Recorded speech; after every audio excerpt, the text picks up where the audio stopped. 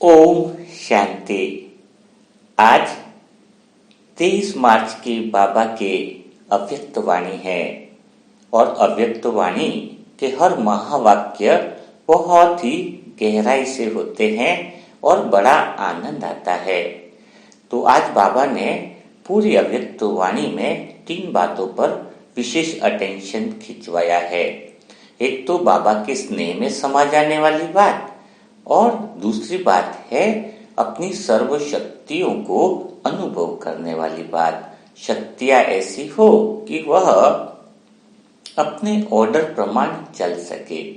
और तीसरी बात बाबा ने कही है कि स्व उपकारी बनना, यानी स्वयं पर उपकार करना, है ना। तो इन तीनों बातों को हम समझते हैं। सबसे पहले हम समझते हैं कि आत्मा जो है वो स्व उपकार कैसे करे।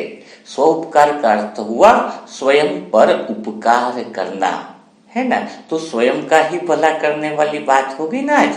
तो स्वयं पर ही भला कैसे हो सकता है, स्वयं का भला हम कैसे कर सकते हैं। तो पहले इसको थोड़ा समझ लेते हैं। स्व उपकारी बाबा ने कहा है, इसका अर्थ क्या है। तो स्वोपकारी का अर्थ है कि स्वयं के सत्य स्वरूप में स्थित रहना, है ना। तो जो आत्मा सत्य स्वरूप है ना, कौन सी वो आत्मा जो है वो चेंजलेस है। आत्मा की शांति कभी डिस्टर्ब नहीं हो सकती। कोई संकल्प आत्मा की शांति को डिस्टर्ब नहीं कर सकता है। जो नए बच्चे हैं वो इस प्लेलिस्ट चैनल की प्लेलिस्ट में जाके आत्मा के 9 पार्ट को सुन ले, तो मुरली सुनने का तुम्हें बड़ा मजा आएगा। तो स्वयं पर उपकार करने का अर्थ है कि मैं सत्य स्वरूप में स्थित होकर के सारी दुनिया को देखूं, अपने खुद को पहचान लें, तो वह हुआ स्वयं पर उपकार। और स्वयं को कैसे देखें, तो बहुत आसान काम है। पहले छोटी सी विधि देख लेते हैं कि जो देह की नाव से हमें मन की नाव पे आना है और मन की नाव से आत्मा की नाव पर आना है, यानी खाली 3 सीढ़ी अभी पार कर लेते हैं तो स्वयं पर उपकार हो जाएगा। अर्थात हम स्वयं के साक्षी भाव में स्थित हो जाएंगे। यानी सारी दुनिया को देखने वाला कौन है, स्वयं के सत्य स्वरूप को अनुभव में कैसे लाए, वह बिल्कुल आसान है। तो देह की नाम क्या है, तो आप आंखों से क्या क्या देख रहे हो, बिल्कुल स्पष्ट रूप से देखो। प्रैक्टिकल करेंगे हम अभी। तो अभी जो भी आपको आंखों से दिखाई दे रहा है, जो सारा संसार जो तुम्हें दिखाई दे रहा है, तो हम बाहर की तरफ आकर्षित हो रहे हैं, तो क्या देह की नाव है, ठीक है। अब बिल्कुल मन की नाव पे कैसे आते हैं, तो बिल्कुल आसान काम है, बिल्कुल आसान काम है। ये जो दुनिया तुम्हें दिख रही है वो किसकी वजह से दिख रही है, आंखों की वजह से। तो चलो देह की नाव से आंखों पे आ जाते हैं। आंखें हैं तभी तो तुम सारी चीजों को देख पा रहे हो, है ना। जो भी वस्तु आपको दिख रही है ना। तो आंखों तक पहुंच गए, यानी देह की नाव तो आपने देख ली, सारा संसार देख लिया। चलो अब आते हैं मन की नाव पर। तो आंखों से तो दिख रहा है, लेकिन आंखों के पीछे क्या है, आंखों के पीछे है मन। मन यानी क्या है, मन है जिसके अंदर आंखों के पीछे क्या चल रहे, विचार चल रहे हैं। आंखों के पीछे फीलिंग चल रही है, आंखों के पीछे किसी का दृश्य चल रहा है, आंखों के पीछे किसी की बातें चल रही है या नहीं चल रही है। आपके मन के नाम में बैठे ना, आपके अंदर विचार चल रहे हैं ना, मुरली सुनना है, मुरली सुन रहे हैं। ये जो भी विचार आपके अंदर अभी चल रहे हैं, अगर आप अभी सुख का अनुभव कर रहे हो, चाहे अभी तुम दुख का अनुभव कर रहे हो, लेकिन सारा जो चीज चल रहा है वो आपके पीछे मन की नाव में चल रहा है। तो आप मन की नाव में बैठ गए, संसार की नाव से उतर के आपके पीछे आ गए ना। कितना आसान है आना, बिल्कुल आसान है। तो जब संसार की नाव से आंख के पीछे मन की नाव में बैठ गए, तो जरा हम आत्मा की नाव में भी पहुंच जाते हैं। तो मन की नाम में आंखी के पीछे जो फीलिंग चल रही है, जो विचार चल रहे हैं, जिसमें सुख दुख के अनुभव चल रहे हैं, उसको देखने वाला कौन है, उसको जानने वाला कौन है। तो उसको जो देखने वाला है वो तीसरा जो है वो है हम आत्माएं। तो आ गए ना आत्मा की नाव पर। अब आत्मा की नाव पर खड़े होकर के देखो तो आपको दिखाई देगा अपने मन के संकल्प दिखाई देंगे, अनुभव दिखाई देंगे। एक तो मन की नाव दिखाई देगी।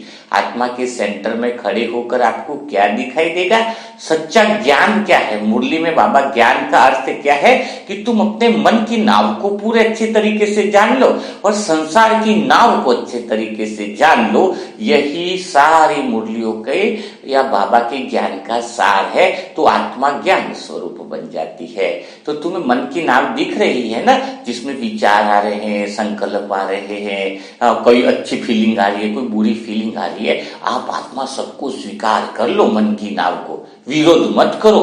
अरे ये तो बुरा विचार है और ये अच्छा विचार है। नहीं, मन को बोला इट्स ओके, सब ठीक है, बहुत बढ़िया है, तू जो कर रहा है बहुत बढ़िया कर रहा है। क्यों बोल सकते ऐसा? क्योंकि आत्मा से वो संकल्प चिपक नहीं सकते, हम वो अनुभव बनने वाले नहीं है। तो भला क्या फर्क पड़ता है? रोड पे चल रहे, कोई आया कोई गया, हमें क्या करना है? किधर भी कोई भी आए कोई भी जाए, हमें सब आदमियों से फर्क थोड़ी पड़ रहा है। फर्क तो उससे पड़ेगा जिस आदमी से हम बात करेंगे। तो मन में जो भी चल रहा है, मन में कह रहा है मैं दुखी के विचार में, वो इंसान अच्छा नहीं लगा, भाई तथास्तु, तू जाने, तेरा काम जाने। मन बोल रहा है कि मुझे प्रेम हो रहा है उससे, भाई तथास्तु, तू जाने। लेकिन मैं आत्मा मन की नाव को देखने वाली हूं। उस नाव में जाकर के तुम बैठ जाओगे तो फिर तुम भी डूबने लगोगे। लोगों की समस्या क्या है? देखना है मुझे मन की नाव को, और आत्मा जो है उछल करके बैठ जाती है मन की नाव और खुद को भूल जाती है। तो बाबा आज क्या कह रहे? सो उपकार करना कि पूरा दिन इस बात का टेंशन रहे कि न तो मैं मन की नाव में बैठूं, न मैं देह की नाव में बैठूं। दोनों नाव से मैं किनारा कर लूं, दोनों नाव से मैं परे चली जाऊं, दोनों नावों को मैं देखूं जरूर, समझू सही, लेकिन मैं किसी का हिस्सा न बनूं, उसमें रह भी चला जाऊं, घूमू भी सही, देखू भी सही, सब कुछ करूं, नदी में डूबो भी सही, लेकिन पाप भी गिले न हो। यह है जिंदगी, यह है मजा, यह है आनंद। बड़ा आनंद है। आज मुरली जो है ना बाबा की बहुत दिल को छू जाने वाली होती है। तो यह हुआ स्वयं का उपकार करना। तो पूरा दिन आज देखना है, अपने आप को चेक करना है कि क्या मैं आत्मा जिसको सब देखने वाली हो, मन की नाव में अगर तुम चले गए तो अगर वो हिल रही है, डुल रही है, तो फिर तुम्हें भी लगेगा कि मैं भी हिल रहा हूं, मैं भी डुल रहा हूं। क्यों? क्योंकि तुम उस नाव में बैठ गए ना। जब तुम उस नाव से दूर हो तो तुम्हें कुछ भी परेशानी नहीं हो सकती, दुनिया की कोई समस्या तुम्हें टच नहीं कर सकती। तुम हमेशा निर्विघ्न और अपने सत्य स्वरूप में, साइलेंस में, शांति में, परम आनंद में इस संसार के खेल का, इस नाव के खेल का मजा लोगे। लेकिन नाव डूब रही होगी और तुम बैठोगे तो तुम्हें लगेगा कि मैं भी डूब रहा हूं, जबकि तुम डूबने वाले नहीं हो, तुम तो किनारे पे खड़े हो, लेकिन तुम तो लगता है कि मैं वहां चला गया हूं और मैं भी डूब रहा हूं। तो इससे ये बिल्कुल अटेंशन रखना है कि मैं आत्मा इन सभी अनुभवों को देखने वाली हूं, मन की नाव को देखने वाली हूं, देह की नाव को देखने वाली हूं। तो यह हुआ स्वयं पर उपकार करना। दूसरी जो बाबा ने बातें करी है, या बाबा जो कह रहा है, वो है कि तुम अपनी शक्तियों को देखो, तुम अपनी सर्व शक्तियों को जैसा ऑर्डर करो वैसी शक्तियां चलने लग जाए। तो आज सारी शक्तियों की बात तो एक मुरली में हो नहीं सकती है। कुछ शक्तियां लेते हैं जिनको हम समझते हैं कि कैसे आत्मा पावरफुल है। यानी आत्मा के अंदर तो पहली सबसे बड़ी शक्ति तो इतनी है कि वो जिस विचार पर ध्यान दे दे वो विचार शक्तिशाली हो जाता है। अगर मन की नाव में कोई डूबने वाली भी बात हो, लेकिन अगर उसमें तैरने वाली भी कोई बात हो, तो मन के अंदर बहुत सारी जो नाव चल रही है उसमें तुम तैरने वाली मन विचार जो सुख है, मैं सुखी हूं, मैं आनंद हूं, ऐसे कोई अच्छे विचार पे जब आत्मा का प्रकाश पड़ जाता है तो वह ठीक होने लग जाता है ना। इतनी आत्मा के अंदर शक्ति है, इतनी आत्मा के अंदर पावर है। तो यहां से बैठकर हम देखें कि मन की नाव में कितने सारे विचार है, अलग अलग विचार है, अलग अलग लोग बैठे हुए इस नाव में। मन की नाव में कोई सुख की फीलिंग, कोई दुख की फीलिंग, कोई क्या, हजारों व्यक्ति अंदर आपके मन की नाव में हजारों विचार जो है उस नाव में बैठे हुए हैं। तो तुम्हें किस विचार को किस इंसान को बचाना है उस मन की नाव के झोंके से, तो उस विचार को तुम पावरफुल कर देते हो। जैसे उदाहरण के लिए मन की नाव में एक विचार आ रहा है, एक अनुभव सब है, एक अनुभव कहता है कि मेरा शरीर बहुत बीमार है, मेरा शरीर ठीक ही नहीं होता है, मेरा शरीर तो पावरफुल ही नहीं, शक्तिशाली नहीं होता, हर समय बीमार रहता है। और एक आत्मा, एक मन की नाव में बैठा हुआ दूसरा विचार क्या कह रहा है कि यार मेरा शरीर बड़ा ठीक रहता, मैं तो सदा स्वस्थ हूं, मैं तो बड़े मजे में हूं। अब आत्मा जो इस मन की नाव में बैठे हुए सारे विचारों को देख रही है, अगर आत्मा की शक्ति उस विचार पर पड़ जाए कि मैं तो ठीक ही नहीं हो रहा हूं, शरीर मेरा बीमारी रहता है, तो अगर उस विचार पर आत्मा अपनी शक्ति डाल दे और उस विचार को इंटरेस्ट लेने लग जाए, जिस विचार को इंटरेस्ट लेने का मतलब उसको महत्व दे दे, तो फिर वही शरीर में प्रभाव पड़ जाता है और फिर शरीर और बीमार हो जाएगा और तकलीफ में आ जाएगा। क्योंकि आत्मा को तो चाहे वो कमजोर वाला विचार हो, अच्छा हो या मुझसे बुरा विचार हो, आत्मा की शक्ति जिसके ऊपर पड़ी, यानी जिस विचार में इंटरेस्ट लिया, वह विचार आगे कल्पना हो, वो सत्य दिखने लग जाता है। तब आप आत्मा में इतनी पावर है, इतनी शक्ति है कि मन की नाव में बैठे हुए किन विचारों को आपको पावर देना है वो आपके ऊपर है। जब आप स्वयं निर्णय करने वाले हो तो आपको ये देखना चाहिए कि मुझे शुद्ध विचार जो मन को फायदेमंद हो और आगे शरीर को भी फायदेमंद हो, आप आत्मा उसी को शक्ति दो ना, कि जैसे दो कि मैं बहुत शक्तिशाली हूं, शरीर मेरा स्वस्थ है, शरीर में एक भी बीमारी नहीं। आप ऐसे विचार करो, आप ठीक हो जाओगे। आप बोल रहे हैं मन की नाम में कोई विचार ऐसे आ रहे हैं, कोई लोग बैठे ना, कोई बोल रहा है मैं तो कर्जे में, मैं परेशानी में दुखी हूं। अगर तुमने इसी को पूरा दिन ध्यान रखा और आत्मा की शक्ति उसके ऊपर ही डाल रहे हो तो फिर क्या होगा कि वो तुम और दुखी हो जाओगे, तुम और परेशान हो जाओगे। तो ये स्वयं पर उपकार करने वाली बात हुई कि पहले मन की नाव से आपको कुछ प्रभाव नहीं हो रहा है, आप तो डिटैच हो, उसको देखने वाले हो, लेकिन आप आत्मा इतनी पावरफुल हो कि जिसको जो चाहो वो प्रकाश, यानी जिस पर भी तुम ध्यान दो। रास्ते में चलने वाले लोग बहुत है, लेकिन चाहो उस व्यक्ति से आप संबंध बना सकते हो, यानी उससे बात कर सकते हो। जिससे बात करोगे उससे उसको आपसे शक्ति मिल जाएगी। तो ऐसे ही आप देख रहे हो तो नाम में बहुत सारे आने जाने वाले विचार हैं। जिस विचार पर आप ध्यान देना चाहते हो वो शक्तिशाली हो जाता है, यानी जिस पर आपकी नजर पड़ जाए, आपको कुछ फर्क नहीं होने वाला है, लेकिन कम से कम वो विचार शक्तिशाली बन जाएगा। तो यहां तक समझ में आ गया कितना आसान है। तो देह की नाव से ऊपर मन की नाव और आत्मा की नाव।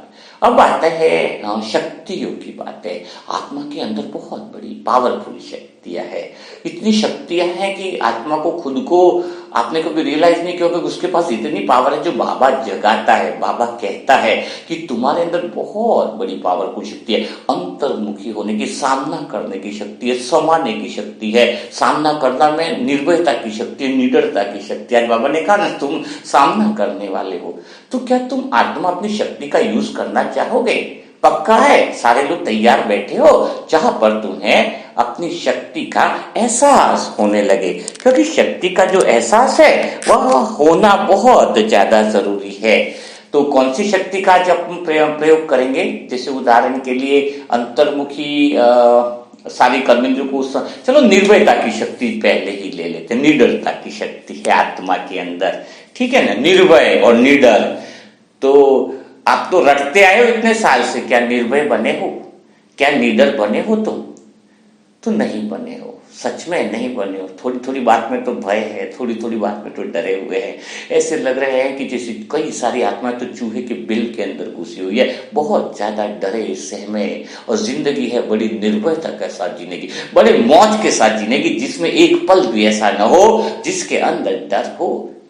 ठीक है, तो तैयार हो आपको निर्भय और निडर बनाने के लिए, क्योंकि बाबा ने आज कहा है तो आपको निर्भय और निडर तो बनना ही पड़ेगा। आज वो प्रोटीन तो आपको मिलना ही चाहिए।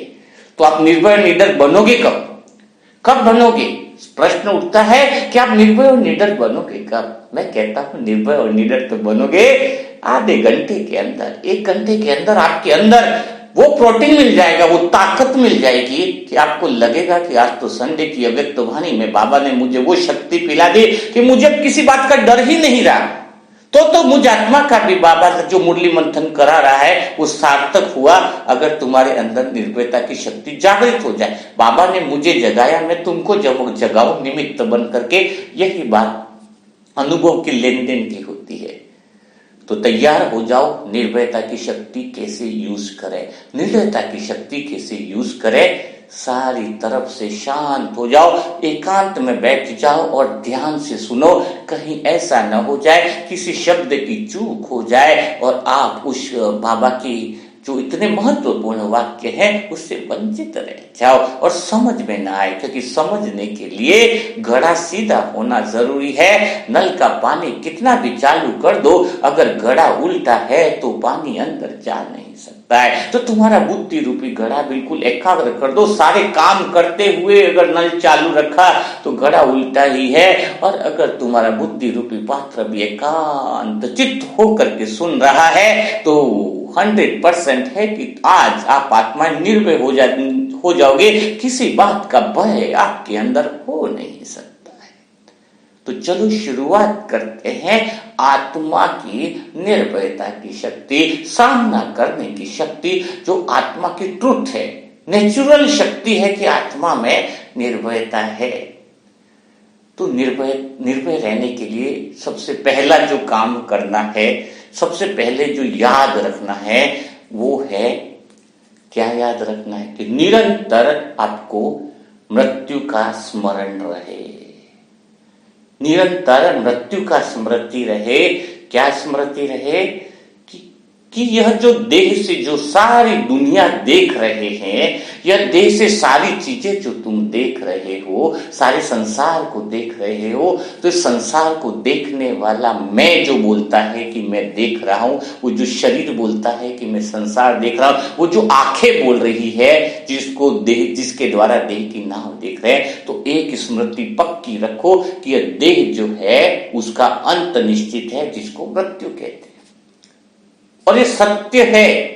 क्या सत्य है कि देह मौत निश्चित है, उसका क्षण कौन सा पल होगा वह भी पता नहीं है। किसी भी पल, बाबा कहता है हर घड़ी को अंतिम घड़ी समझो, है ना। आपको निर्भय बनना है तो सबसे पहले भय मौत का है वो निकालते हैं, बाकी सब चीज बाद में करते हैं। तो पहले इस बात को पक्का रखना है। अब क्या समझा आपने कि जो भी चीजें यानी जिसको सारा संसार हम देख रहे हैं, वो देखने वाला शरीर ही जाने वाला है, और यह सत्य है, इसको कोई बदल नहीं सकता है। देख तो अब होगा क्या, यह स्मृति निरंतर बनी रहने से क्या होगा। दुनिया की आत्माएं जो अगर स्मृति नहीं रखती है कि मेरी मौत निश्चित है, वो कैसे जिंदगी जीती है वो मैं आपको बताता हूं।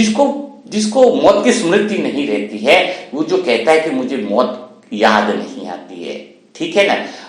सारी दुनिया के लोग, समाज क्या सिखाता है, अरे मौत की बातें मत करो। मौत की बात करते क्या लग रहा है उसको, भय लग रहा है, डर लग रहा है। यानी जीवन के अंदर उसको कहते कि अरे तू तो मकान बना ले, तू तो पैसा बना ले, धन बना ले, दौलत बना दे, ये कर ले वो कर ले, और जैसे मौत की बात आती डरने लग जाता है।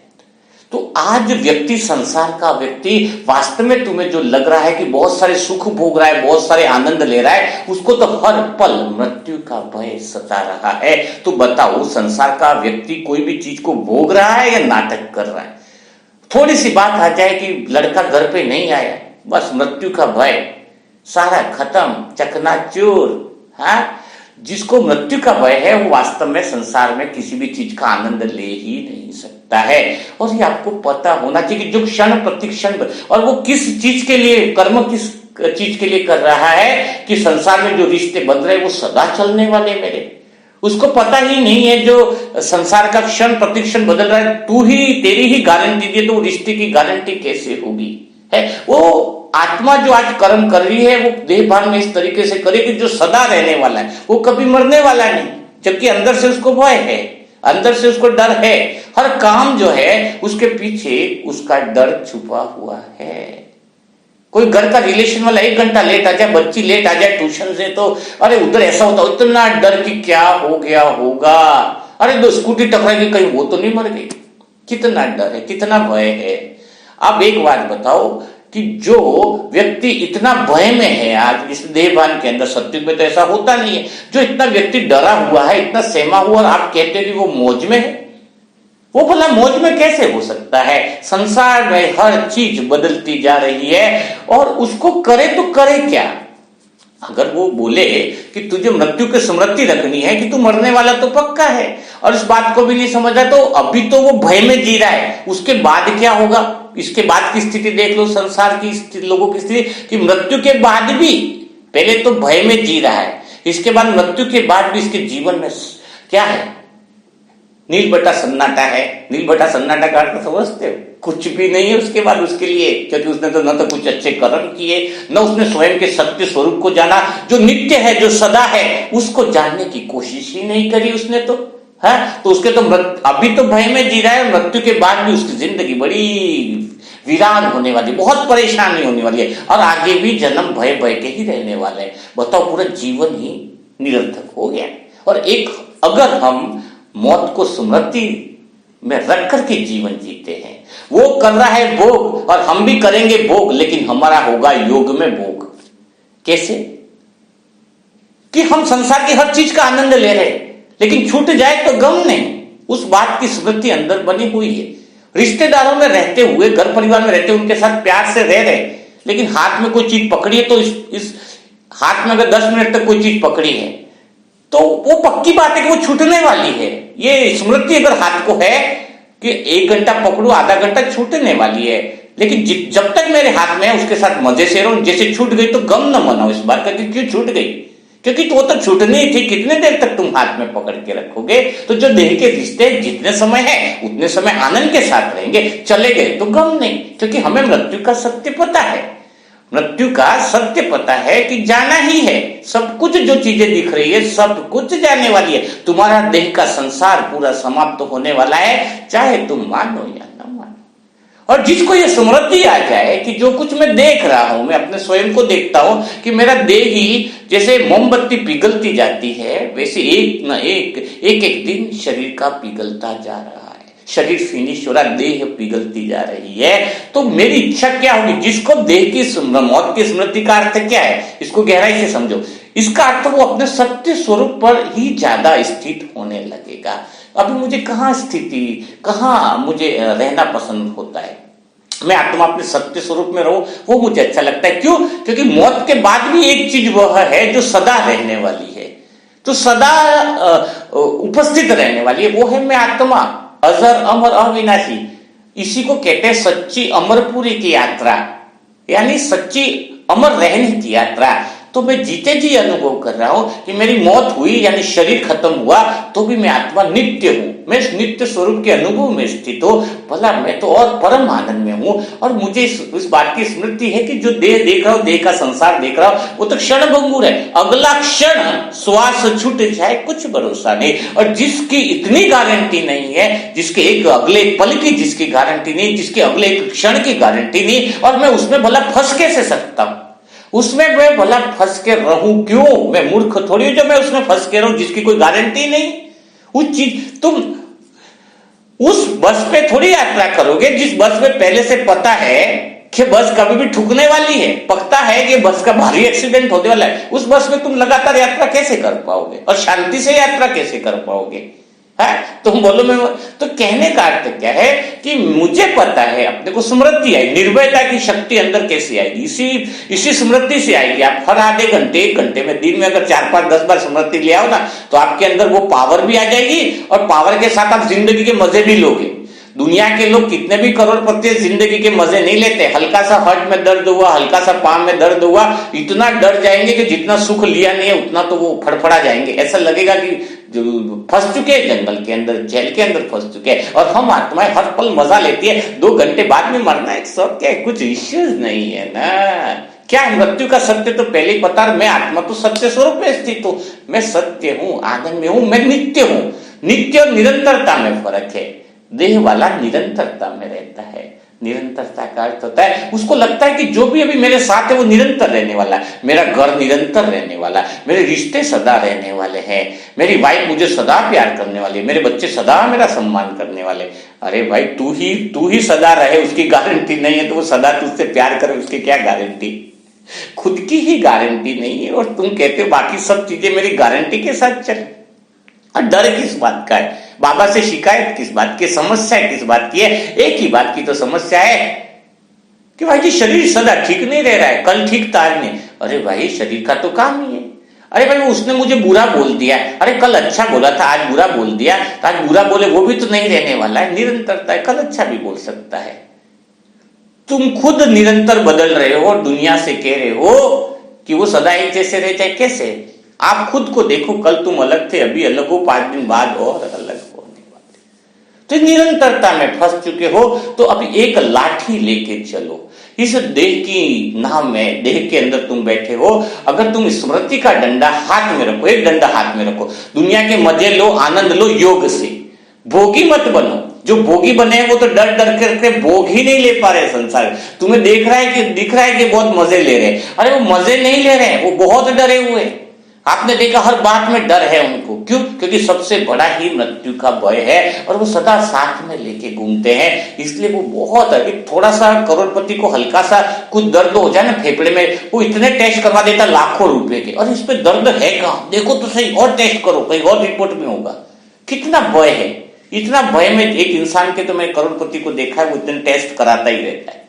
तो वो जी नहीं रहा है, वो तो जीते जी 100 बार मर के जिंदगी है उसकी, वो उसको तुम कह रहे कि भोग ले रहा है, वो तो कुछ भी भोग नहीं ले रहा है, वो तो और उससे परेशान हो रहा है। और योग वाले बच्चे जिसके हाथ में एक डंडा है, वो डंडा ऐसा है, मैं आत्मा सुबह से निकलो तो इस बात का डंडा हाथ में रखती हूँ कि मेरी शरीर की मृत्यु निश्चित है। जब मेरी शरीर की मृत्यु निश्चित है, आज नहीं तो कल, बाबा कहता अंतिम घड़ी को अंतिम घड़ी सवार, किसी भी पल मेरा शरीर छूट सकता है, लेकिन यह स्मृति मेरी पक्की है। लेकिन अगर आगे गुलाब जामुन आए, चलो खाना तो गुलाब जामुन इस स्मृति में खाऊंगा कि सब क्षण भंगुर है, कल मिले ना मिले कोई दिक्कत नहीं, अभी मिल रहा है, अभी आनंद ले रहा हूं और उसमें फंस भी नहीं रहा हूं, कि आशा भी नहीं कर रहा हूं कि कल मिले। उम्मीद कौन करता है?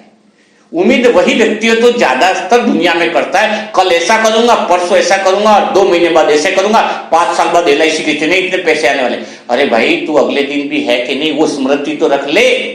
और जैसे उसको कुछ मृत्यु की घंटी बजती है तो इतना डर जाता है, अरे मैंने तो 5 साल की प्लानिंग कर रखी थी यार, अरे मैं 10 साल की। अरे तेने अपने जीवन के अंदर उस चीज की प्लानिंग नहीं करी कि मृत्यु के बाद जो सदा रहने वाला है, जो समय में नहीं फंसा है, जो आत्मा है, तू सत्य है, तूने उसकी खोज के अंदर आगे नहीं बढ़ा रे।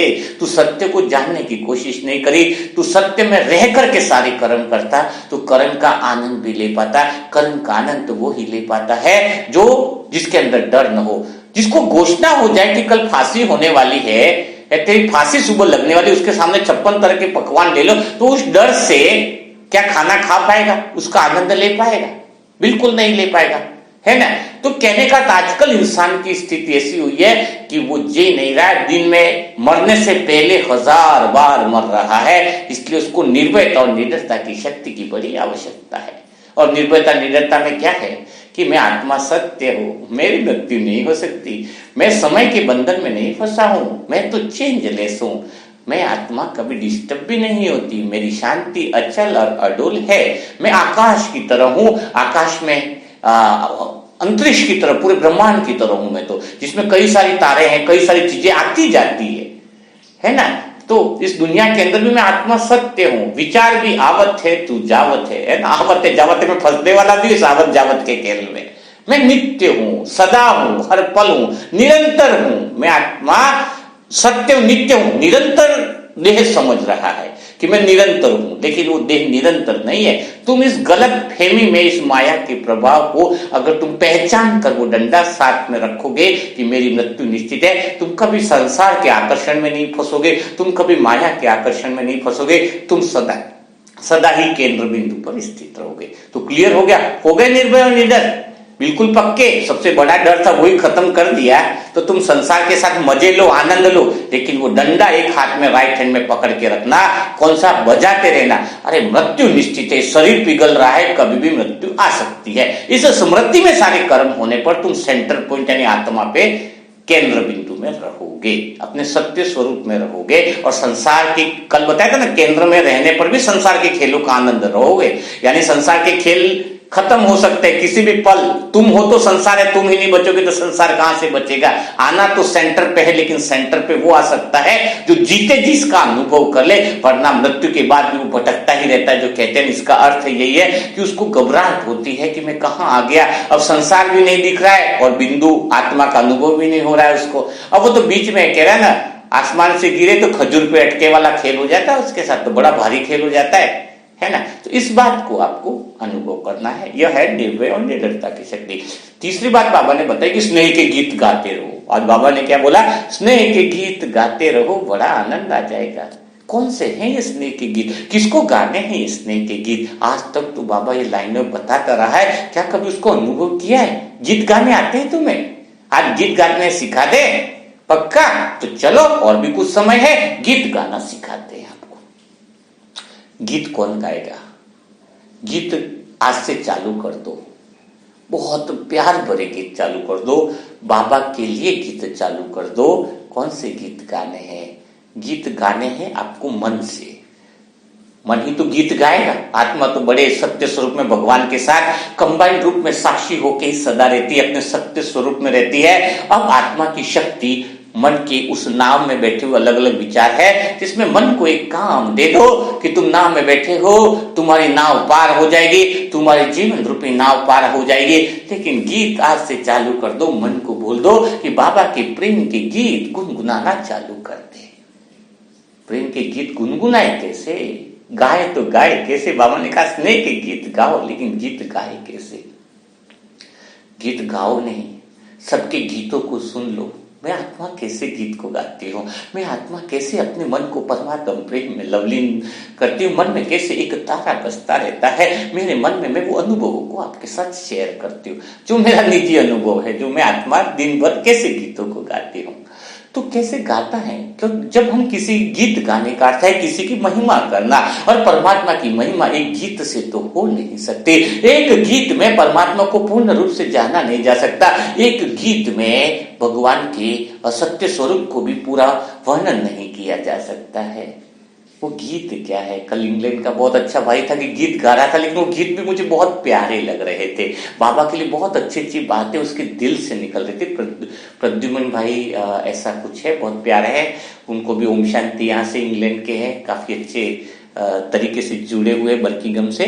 तो मैं कहना चाहूंगा कि गीत का अर्थ क्या है कि मन में सबके गीत कैसे चल रहे हैं। तो गीत गाना चालू करो, भले तुम जानते नहीं हो भगवान को, पूरी महिमा नहीं है, लेकिन गीत गाते गाते तुम्हारा मन मौन में चला जाएगा। कोई गीत गा रहा है, सभी गीत सही है। कोई कहता है बाबा बड़ा दूर है, मैंने कहा वो भी बड़ी सही बात है, क्योंकि सबकी बातें आती है ना मुझे आत्मा के पास। कोई कहता है शिव बाबा बहुत दूर परम धाम में, बोले तेरा गीत भी तो सही है। कोई कहता है बाबा मेरे मन के करीब है, अरे तेरा गीत भी तो सही है, भगवान तेरे पास है। तीसरा मन गीत गाता है कि बाबा तो इतना तेज है कि मन की गति से भी तेज भाग जाता है, बोला तेरा गीत भी तो सही है। चौथा कहता है बाबा मेरे साथ कंबाइंड रहता है, मैं जब खाता हूं तो अनुभव होता है कि बाबा मेरे साथ है, बाबा हर पल मेरे साथ है, बोले तेरा गीत भी तो बहुत ही प्यारा है। कोई मन ऐसा गीत गाता है कि बाबा को निहारने का मन करता है,